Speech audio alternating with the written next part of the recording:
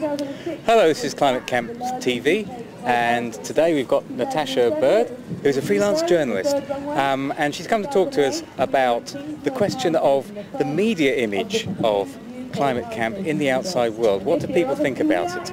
And is there anything we can do about that? So Natasha, you live locally, don't you? How is the Climate Camp seen by local people? Well, like I was suggesting, I think actually in Blackheath it's probably getting quite a positive response.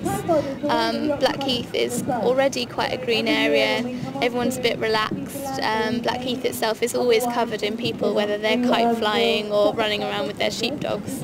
So actually I haven't heard any negative responses at all. I think everyone's quite willing to come in and join in. But I think people in neighbouring areas possibly would be worried about a camp such as this, maybe because they haven't ventured in, because they don't live so locally, about the image of, you know, anarchy or you know, the word protest or anything like that being involved just immediately turns some people's noses up.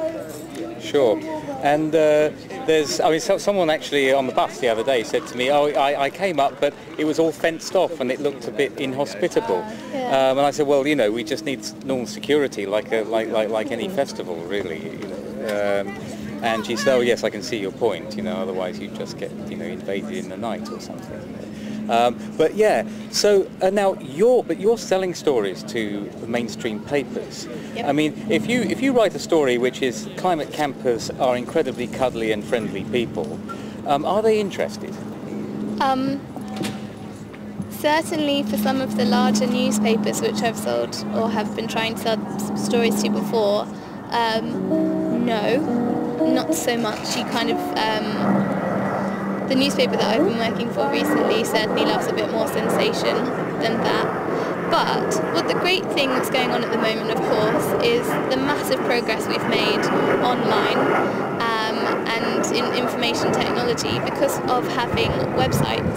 And each newspaper has its own website which you can expand stories and have sort of subheading, sub-stories that don't make it into the larger newspapers. You can have stories like, you know, climate campers are incredibly cuddly, because that will interest a niche of people that will be looking at the website instead.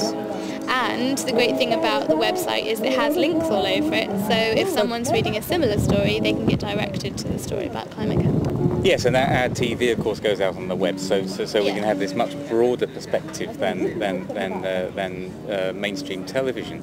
Yeah, but what I'm thinking is that, is there a gap between the editorial line that comes from the top of these newspapers and ordinary people's perceptions of climate camp, do you think? Is there a difference there? Well, I think ordinary people's perspectives will be hugely influenced by the editorial line. So if the editorial line is being sensationalist and claiming that you're all a bunch of protesting hippie anarchists, then unfortunately that's what people will believe. People lay way too much faith in what we journalists have to say sometimes. Well, we love hippies and anarchists and any crossover between the two. But yeah, but there's as you say, there's a very wide variety of people here, which is what's implied in what you're saying.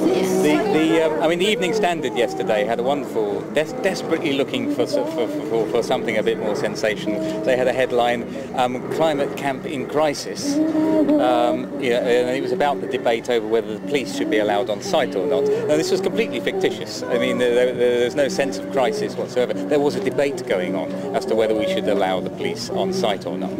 But that was really it. What would be the concern about having? What would be the concern about letting the police on site? I mean, the point about this is that this is an autonomous space, and it functions very well without traditional authorities. And if last year at Kingsnorth, in Kent, outside the Kingsnorth coal-fired power station, we had tremendous problems of the police giving us a 25-page document which said we want a mobile police station on site. We want to be able to go anywhere we like at any time of the day or night, and this kind of stuff. And obviously we weren't going to have that, but also we didn't even need it. So obviously we're going to have to bring this interview to a close fairly soon. Oh, well done, Seth. Yeah. So, as your autonomous space, sorry, this is turning into me asking the question. Good.